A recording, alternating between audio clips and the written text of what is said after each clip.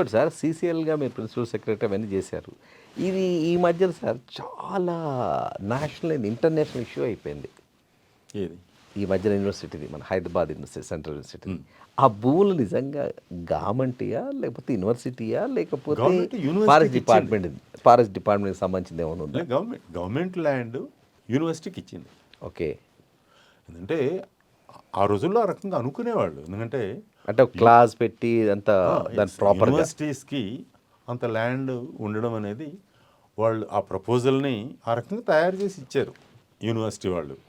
ఎందుకంటే central university మళ్ళీ why again they are taking back to అంటే అది ఏమన్నా అంటే ఉంటుందా సార్? అట్లా ఇప్పుడున్న తీసుకోవచ్చా? అవసరాలు- తీసుకోవచ్చు అట్లా అంటే బ్యాక్ తీసుకుని గవర్నమెంట్కి తీసుకోవచ్చు అంటే గవర్నమెంట్ తీసుకోవాలనుకుంటే అదే మీ బిహాండ్ ఏ పాయింట్ చేయగలిగేది ఏంటి?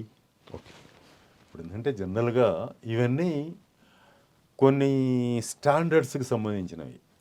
ఎడ్యుకేషనల్ ఇన్స్టిట్యూషన్స్, హెల్త్ ఇన్స్టిట్యూషన్స్, వీటిని వాటి ఇండిపెండెన్స్ అనేది అక్కడ వాళ్ళు ఒక స్టాండర్డ్ మెయింటైన్ చేయడం అనేది ఉండాలి అనేది జనరల్గా గవర్నమెంట్స్ ఆలోచించాల్సినవి. బట్ ఇప్పుడుండే అవసరాలను బట్టి గవర్నమెంటే ల్యాండ్ కావాలనుకుంటే యూనివర్సిటీ వాళ్ళు మాకు అవసరం అండి అని చెప్పగలరు తప్పితే బియాండ్ దట్ ఒక స్టేజ్కి వచ్చిన తర్వాత చేసేది ఏముంది? ఇప్పుడు గవర్నమెంట్ ఒక యాక్ట్ చేసింది అనుకోండి, చేయగలిగేది ఏంటి? ఇప్పుడు వస్తున్న ప్రాబ్లం అది. ఎక్కడ కూడా మీరు పలానా దగ్గర ఆగండి అన్న దగ్గర చాలామంది ఆగడం లేదు. ఎందుకంటే ఇమ్మీడియట్ అవసరాలు చూసుకుంటున్నారు తప్పితే మనం ఇప్పుడు తీసుకుంటున్న ఇమ్మీడియట్ డెసిషన్ దాని ప్రభావం అనేది ఫ్యూచర్ జనరేషన్స్ మీద అంటే ఇప్పుడు వెళ్ళిపోతే సరిపోద్ది, ఫ్యూచర్ మాకు అవసరం లేదు అనేది ఇప్పుడు అది ఎక్కువైంది. ఇప్పుడు ఫ్యూచర్ జనరేషన్స్ మీద దీని ప్రభావం ఎట్లా ఉంటుంది అనేది కాకుండా ఇప్పుడు మేము ఇక్కడ ఉన్నాం. తర్వాత ఇంకోటి కూడా ఏమైపోయిందంటే ఇది 3 రకాలు పబ్లిక్ లైఫ్లో. ఒకటి డబ్బులు లేకపోతే పాలిటిక్స్లో ఉన్నది కదా. అంతకుముందు డబ్బు ఎక్కడి నుంచి వచ్చిందనే రకంగా అడిగేవాళ్ళు, మాట్లాడుకునేవాళ్ళు కూడా.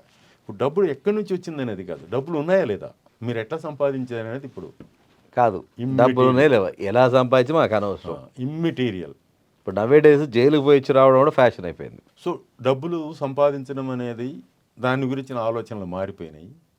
సెకండ్ థింగ్, పాలిటిక్స్లో ఉంటే మరి డబ్బులు ఖర్చు పెట్టక తప్పడం లేదు కాబట్టి సంపాదించకపోతే ఏం చేస్తారండి, మళ్ళీ గెలవాలి కదా. ఇది కూడా చాలా మామూలు అయిపోయింది. తర్వాత మా గవర్నమెంట్ ఉన్నప్పుడు మేము చేసుకోకపోతే ఇంకెప్పుడు చేసుకుంటామండి. ఇది పెద్ద డబ్బు కూడా కాదు, డబ్బు సంగతి కూడా కాదు. ఇట్లా ఎందుకు చేస్తున్నారండి అని ఏదైనా ఒకటి ఇది మంచిది కాదు కదా అని అంటే అంతకుముందు వాళ్ళు చేసుకున్నారు కదా, మేము ఇప్పుడు చేసుకోకపోతే అంటే ఇవన్నీ ఏంటంటే తాత్కాలిక ప్రయోజనాలు అనేవి చాలా ఇంపార్టెంట్ అనే పరిస్థితి వస్తున్నది తప్పితే ఫ్యూచర్ జనరేషన్స్కి మనం ఎటువంటి వాళ్ళ మీద ఎటువంటి ప్రభావం వస్తుంది. ఇంకోటి సార్, భూముల మీద మీకు మంచి అవగాహన ఉంది, ఎందుకంటే you done already principal secretary CCL and all. ఇక్కడ గత ప్రభుత్వము అంటే టీఆర్ఎస్ గవర్నమెంట్ వచ్చిన తర్వాత వాళ్ళు ధరణి అని తీసుకొచ్చారు. అంటే ఉమ్మడి ఆంధ్రప్రదేశ్కి ఉన్నప్పుడు అది మామూలుగా భూ చట్టం అనేది ఒకటి అది ఉంది, వీళ్ళు మార్చేసి ధరణి అని తీసుకొచ్చారు. మళ్ళీ అది బాగలేదు, దాంట్లో అవకతవకలు ఈ ప్రస్తుత కాంగ్రెస్ గవర్నమెంట్ భూభారత్ అని తీసుకొచ్చారు. ఏంటి సార్ అంటే ఏంటి ఇక్కడ అంటే అన్ని అవకతవకలు జరుగుతుంటాయి, భూములలో బదలాయింపులు అవుతుంటాయా ఏంటి, దేని గురించి ఈ చేంజ్ అవుతుంటాయి సార్? అంటే ఇప్పుడు ఈ కంప్యూటరైజేషన్ వచ్చిన తర్వాత సింప్లిఫై కావడం అనేది కాకుండా కంప్యూటరైజేషన్లో కొన్ని మిస్టేక్స్ జరిగాయి చాలా దగ్గరలో. సో వాటిని సెటరేట్ చేయాలనే పేరుతో కామన్ స్టేట్ ఉన్నప్పుడు ఏముండేది సార్? ఇది కామన్ స్టేట్ ఉన్నప్పుడు ఒక పాస్బుక్ దాన్ని క్రియేట్ చేసి దానికి ఏమైనా పేరు పెట్టేదా? అంతే కదా ఉండేది. బేసిక్గా ఎక్కడికక్కడ అంటే మన సర్వే ఎప్పుడో జరిగింది, గవర్నమెంట్ సర్వే చేసేసి దాని తర్వాత మళ్ళీ ఎవరికి వాళ్ళు ఇండివిజువల్గా చేసుకోవడం తప్పితే ల్యాండ్ ఇష్యూ అనేది ఒక మేజర్ ఇష్యూ కాకుండా అయిపోయింది గత 30 ఏళ్ళుగా. కరెక్ట్. ఎందుకంటే భూమి అనేది చాలా ఎక్కువ భూమి ఉన్నవాడికి భూమి అనేది వెల్త్ కానీ సంపద కలుపుతారు, రిసోర్స్ కానీ, తక్కువ భూమి ఉన్నవాడికి ఈరోజు అది సంపద కాదు, ఆదాయ వనరు కాదు. ఇప్పుడు దాదాపు 10 ఎకరాలు ఉన్నవాళ్ళు కూడా ఈ క్లైమేట్ చేంజ్, దీనివల్ల వర్షాలు సరిగ్గా రాకపోవడం, దాంతో అప్పులు చేసి పంటలు పండించి, మళ్ళీ ఇప్పుడు అకాల వర్షాలు పాపం దానివల్ల సో దీనివల్ల 10 ఎకరాల వాళ్ళు కూడా ఇక్కడికి సిటీకి వచ్చేసేసి సెక్యూరిటీ గార్డులుగా ఉన్న రైతులు చాలామంది ఉన్నారు. అందుకే నేను సిటీకి వచ్చిన తొలిసారి ఇది చూసినప్పుడు అనిపించినప్పుడు రాసిందే నగరానికి వచ్చిన నాగళ్ళు అని చెప్పి. నగరానికి వచ్చే నాగళ్ళు. అది అంటే ఏమవుతున్నది వ్యవసాయంలో 10 ఎకరాలు ఉన్నా కూడా 10 ఎకరాలు ఉన్నా కూడా దాన్ని ఆదాయ వనరు కాని పరిస్థితి వచ్చినప్పుడు మామూలుగా 2 ఎకరాలు 3 ఎకరాలు ఉన్న వాళ్ళ పరిస్థితి ఏంటి? వాళ్ళు దాన్ని పట్టించుకునే అవకాశం లేదు. దాంతో ఏమైపోయిందంటే భూమి మీద ఫోకస్ లేకుండా పోయింది. తర్వాత పోతే సిటీల్లో ఉన్న భూములకు బాగా ధరలు పెరగడం వల్ల డిమాండ్ పెరిగిపోయింది. ఐటీ సెంటర్స్ పేదవాళ్ళ భూముల్ని ఎవడో మధ్యవర్తి తీసేసుకొని నేను దీనికి మంచి ధర సంపాదిస్తానులే అని చెప్పి ముందే అడ్వాన్స్గా వాళ్ళకి కొంత ఇచ్చేసేసి ఇవి వచ్చిన ఎక్కువ డబ్బులు వీళ్ళు తీసుకోవడం అనేది. అంటే భూమి అనేది సిటీలో అమ్మకం సరుకు అయిపోయింది, గ్రామంలో వచ్చేటప్పటికి మనం ఏమి చేయలేము అనేది అయిపోయింది. అందువల్లనే అసైన్డ్ భూములు ప్రభుత్వం కూడా తిరిగి తీసుకోకూడదు. జీవనోపాధి కోసం ఇచ్చినవి అసైన్డ్ భూములు అనేవి. బట్ భూమికి ఎప్పుడైతే వాల్యూ పెరిగిపోయింది అని అనగానే అక్కడ వాళ్ళ భూముల్ని తీసుకోవడం సులభంగా తీసుకోవచ్చు. అంటే ల్యాండ్ అక్విజిషన్కి మనం డబ్బులు పెట్టేదానికన్నా కూడా అసైన్డ్ ల్యాండ్స్ తిరిగి తీసేసుకున్నట్లయితే అంటే వాళ్ళకి ఇచ్చింది జీవనోపాధి కోసం. ఈరోజు 10 ఎకరాలు ఉన్న రైతే వ్యవసాయం చేయలేకపోతే నువ్వు ఇచ్చిన 2 ఎకరాల భూమి వాడు వ్యవసాయం చేయడం లేదని చెప్పి తిరిగి తీసుకోవడం అంటే ఏంటి? ఇవ్వడం వరకే నీకు అది బాధ్యత. తీసుకోవడానికి నీకు హక్కు ఉంది అనుకుంటున్నావుగా, నీకు హక్కు లేదు. ఇప్పుడు రేపు పరిస్థితులు మారిన తర్వాత ఎంతో కొంత తనకు ఒక భూమి ఉండడం అనేది ఊళ్ళో పండినా పండకపోయినా అది ఇచ్చే ధైర్యము, ఆ గౌరవము అదంతా వేరు. సో అందువల్ల ఇప్పుడు ఇటువంటివన్నీ వచ్చిన దాని వల్ల ఏమైంది, వీటి వల్ల ఈ చేంజెస్ అవన్నీ రకరకాల ప్రాబ్లమ్స్ అనేవి భూమికి విలువ లేకుండా పోవడం అనేది ఒకటైతే, రెండోది వచ్చేసి వీటన్నింటినీ కంప్యూటరైజ్ చేస్తామని చెప్పేసి కంప్యూటరైజ్ చేయడంలో కొన్నిసార్లు టెక్నికల్ మిస్టేక్స్ జరిగి, ఇంతెందుకు నేనే ఫేస్ చేస్తున్నాను ఆ ప్రాబ్లం. పెద్ద భూమి ఏమి లేదు కానీ సార్ మా నాన్న సంపాదించింది ఒక 7 ఎకరాల మెట్ట భూమి ఉంది ఊళ్ళో. సో అయితే దానిలో మాకు అందరికీ ఒక్కొక్కరికి పట్టేదారు పాస్బుక్ ఇచ్చారు, తలా 1.5 ఎకరా 2 ఎకరాలు ఇట్లా. అయితే ఏం చేశారంటే దాన్ని అది ఇచ్చిన తర్వాత మళ్ళీ కంప్యూటరైజేషన్ పేరుతో ఏం చేశారంటే ఇదంతా తీసేసి మళ్ళీ కంబైన్డ్గా మా నాన్న పేరు రాసేసి దీనికి హక్కుదారులు వీళ్ళని చెప్పి కింద మా పేర్లు రాశారు. మళ్ళీ వెనక్కి వెళ్ళినట్టే కదా బ్యాక్. ఇప్పుడు ఏమవుతుంది, మళ్ళీ మేము ఒక్కొక్కళ్ళము మా మధ్య మేము డిస్కస్ చేసుకొని అంటే ఒక కొత్త ప్రాబ్లము కరెక్ట్ ఎందుకు అనుకున్నారో ఏంటో తెలియదు కానీ మాకు ఒక్కొక్కరికి పట్టేదారు పాస్బుక్లు ఉన్న తర్వాత మళ్ళీ దాన్ని కంబైన్డ్ ఎందుకు చేసినట్టు, ఇప్పుడు దాన్ని మళ్ళీ ఎవరికి వాళ్ళకి పట్టేదారు పాస్బుక్లు మళ్ళీ ఇస్తామని ఎందుకు అన్నట్టు. సో దీనిలో నేనే ఫేస్ చేస్తూ ఉంటే ఒక మామూలు సామాన్యుడి పరిస్థితి ఏంటి. సో ఇటువంటివన్నీ ఏంటంటే ఇవన్నీ చాలా టైం ప్రాసెస్ సార్. ఇవన్నీ భూమికి ఆ ప్రాధాన్యత అనేది, మీకు చాలా భూమి ఉన్నట్లయితే మీరు ఎట్లయినా దాన్ని కాపాడుకోగలుగుతారు. చాలా తక్కువ భూమిగానే ఉన్నట్లయితే దాన్ని వాడలేరు. ఒకవేళ అది కానీ మీ చేతుల్లో నుంచి పోయినట్టయితే తిరిగి తెచ్చుకోగలుగుతారో లేదో కూడా కష్టతరం చెప్పగలిగే పరిస్థితి ఇప్పుడు లేదు. అట్లనే ఈ మధ్యన సార్ ఈ గవర్నమెంట్ వచ్చిన తర్వాత పాపం కష్టపడుతున్నారు, నో డౌట్. చాలా అంటే అభాసపాలంటే అనకూడదు కానీ ఇంకా కొన్ని అంటే కాంట్రవర్సీకి ఎక్కువైపోతున్నాయి. హైడ్రా ఎస్పెషల్లీ హైడ్రా మంచి కార్యక్రమం సార్. హైడ్రా ఖచ్చితంగా మంచి కార్యక్రమం. అందులో మరి అది ఎందుకు చెప్పే అవగాహన రాయితే ఉందా, లేకపోతే హైడ్రా అంటే ఒక దాన్ని నెగిటివ్ థాట్లో ఎక్కువ మంది ఈ రాయికి అంటే ప్రతిపక్షాలు తీసుకుపోవడంలో సాఫల్యత చెందినాయని అనుకుంటున్నాను. అంటే బేసిక్గా అటువంటి దానిలో గవర్నమెంట్ చాలా ప్లానింగ్ అవసరం. ఆహా. అంటే మొదలుపెట్టిన తర్వాత కొంత ఆలోచించడం జరిగింది అనిపిస్తున్నది. అంటే దాని మీద ఫస్ట్ స్టడీ స్వాట్ చేయలేదా? ఆ, స్వాట్ అనాలిసిస్ కరెక్ట్ చేయలేదంట. ఎక్కడి నుంచి ఎలా మొదలు పెడితే ఎటువంటి మెసేజ్ మనం కన్వే చేస్తాము అనేది కాకుండా పని చేయడం మొదలుపెట్టిన తర్వాత కన్వే అయిన మెసేజ్ని దాన్ని రివర్స్ చేయడం ఎట్లా అనే ప్రాబ్లంలో పడిపోయారు. ఇప్పుడు మనం ఎక్కడి నుంచి మొదలు పెట్టాలి అనేది, ఎందుకంటే అందుకే తొలిసారి మేజర్ వీళ్ళవి కూడా కొడతారా అనే వాళ్ళని అది కొట్టినప్పుడు జనరల్ మంచి ఇంప్రెషన్ వచ్చింది. బాగా first starting they got huge abnormal response. వచ్చింది కదా. కానీ ఆ పక్కనే నాగార్జున ఎస్పెషల్లీ నాగార్జున గారి కులగొట్టిన తర్వాత పబ్లిక్లో సీఎం గారు బాగా హీరో అయిపోయాడు రేవంత్ రెడ్డి గారు. బట్ పక్కనే ఉన్న వాటిని తర్వాత చూసుకోకుండా మామూలు ప్రజలవి కొన్ని కొట్టగానే ఏంటంటే వాళ్ళకేంటి దీనికి అన్ని పర్మిషన్లు ఉన్నాయా లేదని చెప్పి చెక్ చేసుకోగలిగే పరిస్థితి రోజు ఒక ఆవరేజ్ సిటిజన్స్కి లేదు. అంటే సిటీలోకి వచ్చిన తర్వాత ఎవరో లేఅవుట్ వేస్తారు, దీనికి హెచ్ఎండిఏ పర్మిషన్ ఉందనో లేకుంటే మున్సిపల్ కార్పొరేషన్ పర్మిషన్ ఉందనో లేకుంటే పంచాయతీ పర్మిషన్ ఉందనో అనే అమ్ముతాడు. వీళ్ళ లైఫ్ టైం సేవింగ్స్ పెట్టేసి కొనుక్కుంటారు. సో ఆ టైంలో ఇవన్నీ చెక్ చేసుకోవాలని చెప్పి ఎక్స్పెక్ట్ చేయడం అనేది మనకున్న వాతావరణంలో రియలిస్టిక్ కాదు. ఇప్పుడు అది సార్ హైడ్రాది పాపం అంటే ఇక ఇది కాంట్రవర్షియల్ అయితే కాలేదు, కానీ అంతవరకు ఏదో ఈ మధ్యన కొద్దిగా పాపం ఆ పాజిటివ్ ఇవ్వడం అనేది మంచిదే. ప్రపంచ అందాల పోటీలు అవుతున్నాయి sir. Hyderabad is the pride of that, no doubt. తెలంగాణకి ఇది ఒక మంచి pride. It's almost 140 countries streaming అవుతుంది. It's one of the prestigious.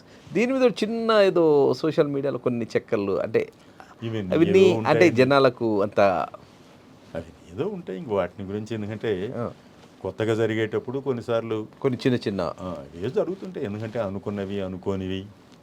ఇప్పుడు ఫార్ములా 1 రేస్ వచ్చింది, కరెక్ట్. ఇప్పుడు తొలిసారి చేసేటప్పుడు ఏదో ఉంటాయి చిన్న తర్వాత అట్లనే ఇది కూడా ఏంటంటే ఓవరాల్గా చూసినప్పుడు ఏంటంటే హైదరాబాద్ అనేది వరల్డ్ సిటీ అనే పేరు రావాలంటే ఇటువంటివి చేస్తేనే వస్తున్నది. కరెక్టే. మీరు ఎంతకాలం చేస్తే వరల్డ్ సిటీ అనే పేరు వస్తుంది? డెఫినెట్లీ.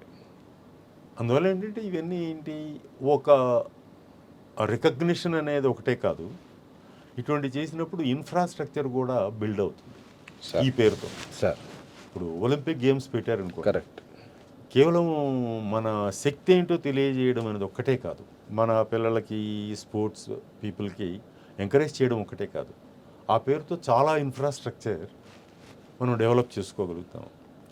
తర్వాత పోతే దానివల్ల ఎంప్లాయ్మెంట్ కూడా చాలా జనరేట్ అవుతుంది ఒక పర్టికులర్ పీరియడ్, ఆల్మోస్ట్ ఒక 10 years పీరియడ్ దాకా. అంచేత ఇటువంటివన్నీ చూసే యాంగిల్ని బట్టి ఏంటి, మనకు అందాల పోటీలు అవసరమా? కానీ సంస్కృతిని మాత్రం సంస్కృతి తెలంగాణ సంస్కృతి అయితే ప్రపంచవ్యాప్తంగా అయితే పోతుంది సార్. అంటే అంతే మంచి కల్చరు, మన చార్మినారు, మన కాల్డ్ రామప్ప, ఎందుకంటే మన చేనేత వస్త్రాలు ఈ ప్రాంతాన్ని గురించి తెలియడం అనేది. తర్వాత హైదరాబాద్లో ఇన్ఫ్రాస్ట్రక్చర్ ఉంది అనగానే చాలామంది ఇన్వెస్ట్ చేయడానికి కూడా ముందుకు వస్తారు. అంటే వాళ్ళు అది కండక్ట్ చేశారు అని అంటే ఖచ్చితంగా కొన్ని బేసిక్ ఫెసిలిటీస్ ఉన్నాయి, అంచేత మనం అక్కడ ఇన్వెస్ట్ చేయొచ్చు అనేది ఇవన్నీ వస్తాయి. కాబట్టి దాని అడ్వాంటేజ్ దానికి ఉన్నాయి. మనం చూసే డిఫరెంట్ యాంగిల్ అనేది మారినప్పుడు ఏమంటే అవసరమా అంటే అవసరాలు లేవు, ఇవేవి అవసరాలు కాదు. కొన్ని పనులు తొందరగా క్విక్ రిజల్ట్స్ వచ్చే పనులు కొన్ని ఉంటాయి. ఓన్ ఐడెంటిటీ ఎంత ఏంటంటే ఒక ప్రపంచవ్యాప్తంగా గుర్తింపు రావడం అనేది ఇటువంటి ఈవెంట్లతోనే అవుతుంది కదా. ఎందుకంటే గుర్తింపు వస్తే ఇన్వెస్ట్మెంట్స్ రావడానికి కానీ దేనికైనా కానీ గుర్తింపు వచ్చిన దాని వల్లనే మిగిలిన వాళ్ళు ఎవరైనా ఇక్కడికి రావాలనుకుంటారు. కరెక్ట్.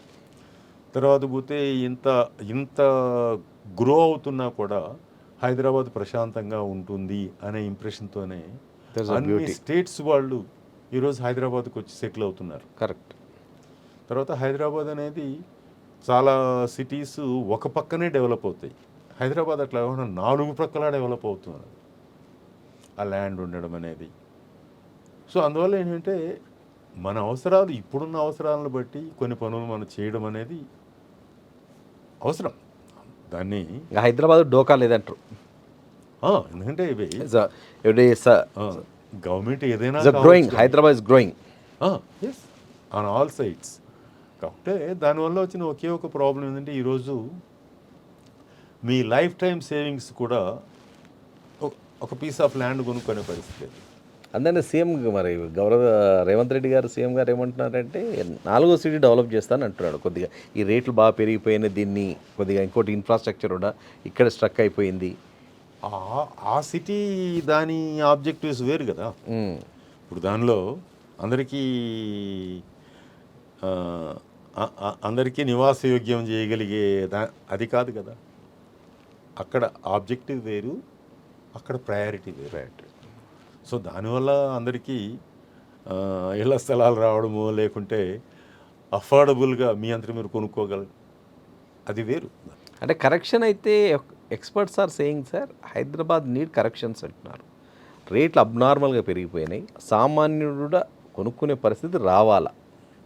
రేట్లు ఎట్లా 10 రూపీస్ నుంచి 100 నుంచి 1000కి వెళ్ళిపోయింది. అది ఇప్పుడు మామూలుగా 100 రూపాయలు కూడా క్రోర్ అని రాస్తున్నారు బ్యాంకులో. ఇప్పుడు ఎక్కడ కూడా ఎవరు 100 రూపీస్ అని రాయడం లేదు. కరెక్ట్. మీరు బ్యాంకు మీ స్టేట్మెంట్లు చూసినట్లయితే ప్రధానంలో సిఆర్ అనే సిఆర్. ఆ స్టేజ్కి వెళ్ళిపోయాం. నైస్. ఇప్పుడు ఇదొకటి sir, Telangana is a development. ఎందుకంటే మీరు 2 రాష్ట్రాలకు చాలా కామన్సేట్ చేసిన వాళ్ళు కాబట్టి. ఇప్పుడు అమరావతికి sir, Amaravati is going to happen this ఈ టర్మ్లో అయిపోతుంది సార్. చేయొచ్చు. అంటే ఇప్పుడు యాక్చువల్గా ఒక క్యాపిటల్ అనేది అంత తొందరగా ఏది కాదు అది. సార్ బట్ బేసిక్ ఇన్ఫ్రాస్ట్రక్చర్ చేయొచ్చు. సార్. బేసిక్ ఇన్ఫ్రాస్ట్రక్చర్ వస్తే ఏముందంటే ఆటోమేటిక్గా అక్కడికి ఫ్లోటింగ్ అనేది కానీ, వేరియస్ బిజినెస్ యాక్టివిటీస్ రావడం కానీ, ఇవన్నీ పికప్ అవుతాయి. బట్ ఫస్ట్ కావాల్సింది బేసిక్ ఇన్ఫ్రాస్ట్రక్చర్.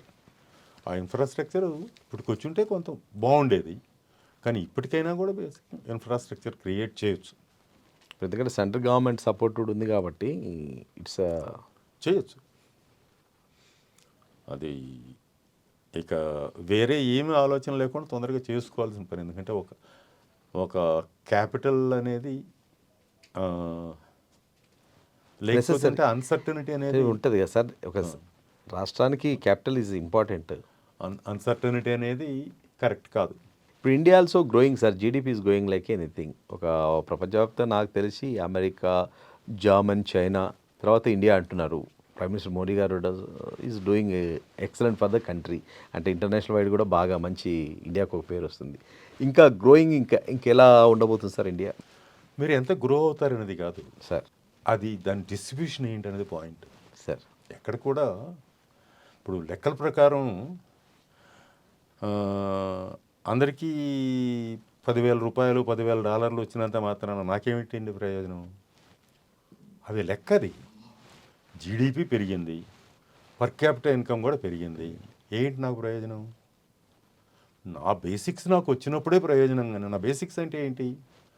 నా హెల్త్కి సంబంధించి అఫోర్డబుల్గా ఉందా, నా పిల్లల్ని నేను చదివించుకోగలుగుతున్నానా, ఎంతో కొంత ఇల్లు సంపాదించుకోగలుగుతున్నానా, ఇవే నేను చూస్తాను. కానీ అట్లా కాకుండా దేశానికి జీడిపి పెరిగితే ఒక కామన్ మ్యాన్కి జీడిపి లెక్కలు ఎందుకు అవసరం అవుతాయి? తర్వాత పోతే ఒక ఆవరేజ్ ఇండియన్కి పర్ క్యాపిటల్ ఇన్కమ్ టాటా గారికి పెరిగితేనో, లేకుంటే అంబానీకి పెరిగితేనో, లేకుంటే అదానీకి పెరిగితేనో నాకేంటి ప్రయోజనం? కరెక్ట్. దేనికదే దాన్ని చూపించేసేసి ఇంటర్నేషనల్గా మన స్టాండింగ్ పెంచుకోవడం వేరు.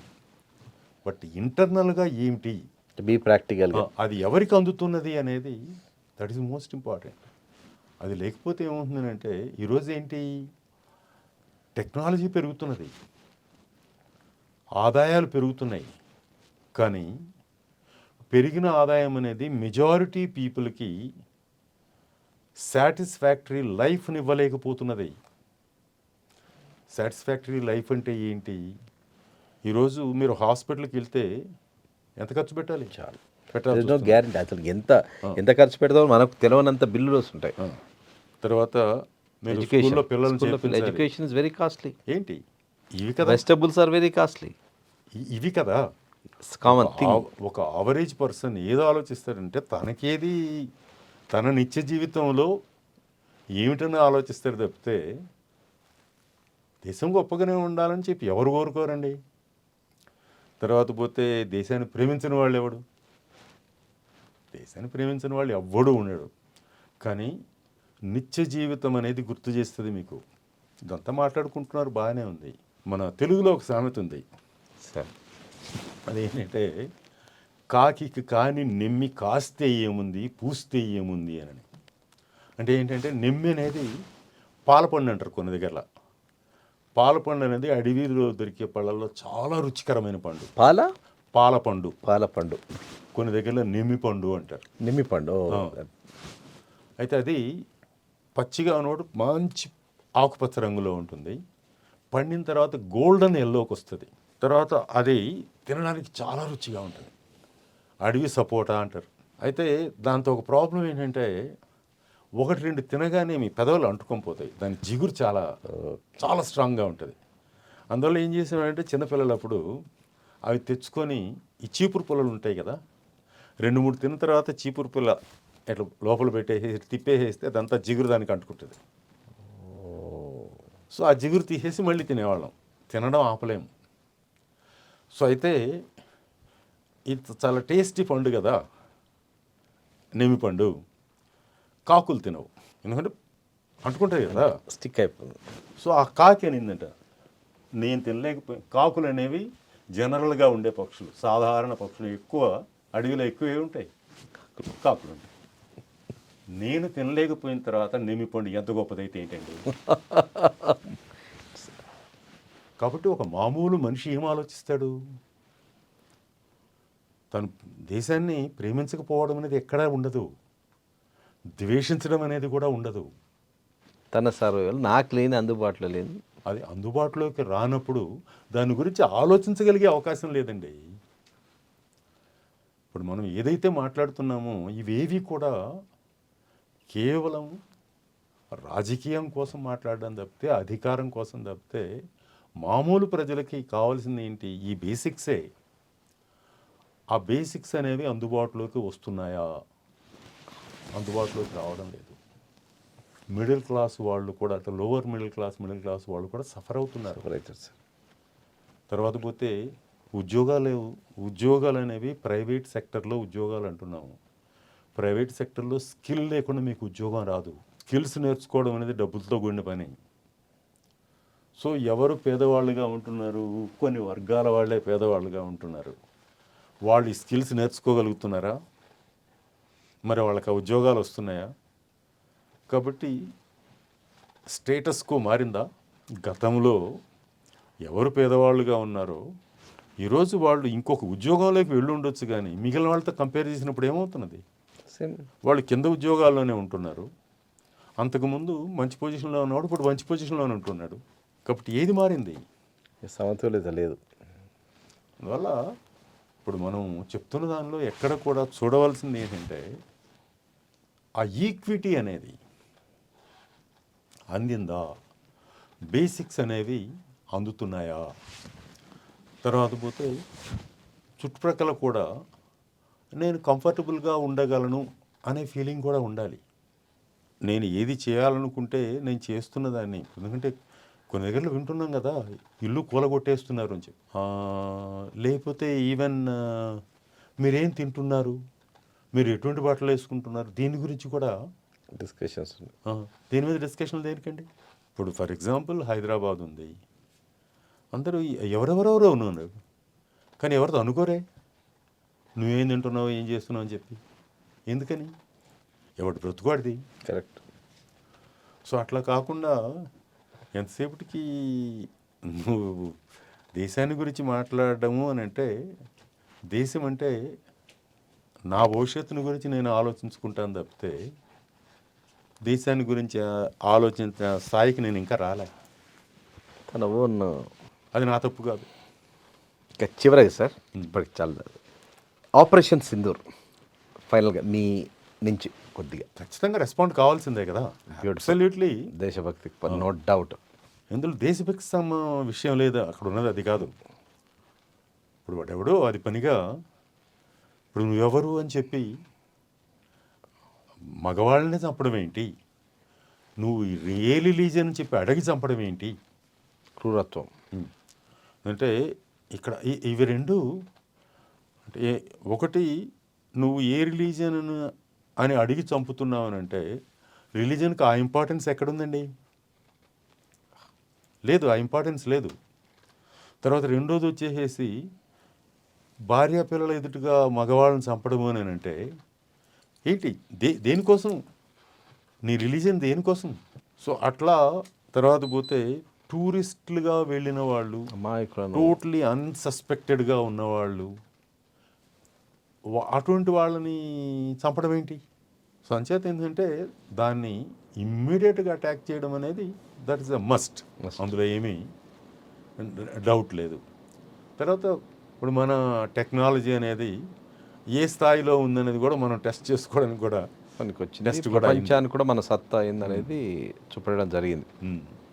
అంచేత అది ఆ విషయాల్లో అది తప్పనిసరి, ప్రధానమంత్రి గారు బాగా తప్పనిసరి అంతే. ఎందుకంటే దానిలో ఇంకా వేరే ఆలోచన చేయడానికి లేదు. ప్రతిపక్షాలు బాగా రియాక్ట్ అయినాయి, అందరూ దేశం కోసం ఎవరైనా కానీ. ఇప్పుడు ఎందుకంటే ఇది క్వశ్చన్ ఆఫ్ ఏది సేఫ్టీ కదా. కరెక్ట్. నీ కంట్రీలో నువ్వు ఎక్కడికి వెళ్ళినా కూడా నువ్వు సేఫ్గా ఉండలేకపోవడం అనేది అదొకటి. ఇన్వెస్ట్మెంట్స్ రావాలన్నా కంట్రీ చాలా స్ట్రాంగ్ ఉండాలా. మళ్ళీ శత్రువు అనేటువంటి అది next advantage. But basic thing వచ్చేసి నీ కంట్రీలో నువ్వు సేఫ్గా ఉండగలుగుతున్నావు అనేదాన్ని గవర్నమెంట్ ఆ అష్యూరెన్స్ ఇవ్వాలి అని అంటే ఇమ్మీడియట్ రియాక్షన్ అనేది తప్పనిసరి. సార్, ఇప్పుడున్న ఆఫీసర్లకు కానీ వచ్చే కాబోయే ఆఫీసర్లకు మీరు ఇచ్చే చిన్న సలహా? ఏం లేదు, బేసిక్గా మీరు చేయవలసిన పని మీరు భయపడకుండా చేయాలి అని అంటే ఏ రకమైన ఏది చేస్తే ఏమవుతుందనే భయపడుతూ చేయకండి.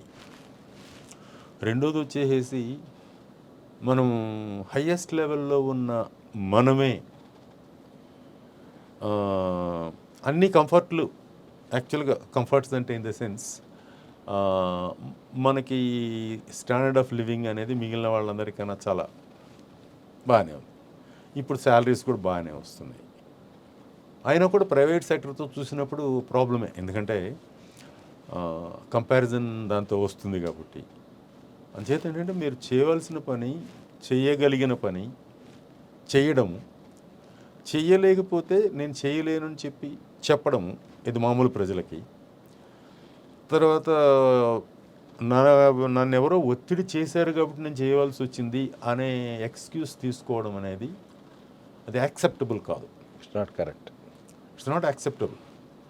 నువ్వు చేయలేకపోయినట్లయితే నువ్వు చెప్పదలుచుకునేది ఆ రాయడం మీద రాసేసి ఆ తర్వాత పైన వాళ్ళు డెసిషన్ తీసుకున్నారు అనుకో, that is their problem, it's not your problem. So దానిలో ఒకవేళ ట్రాన్స్ఫర్ అయ్యావనుకో ఏం పోతుంది నీకు? అంతే కదా సార్, గిస్పెండ్ అయితే కాదు కదా. ఎందుకు?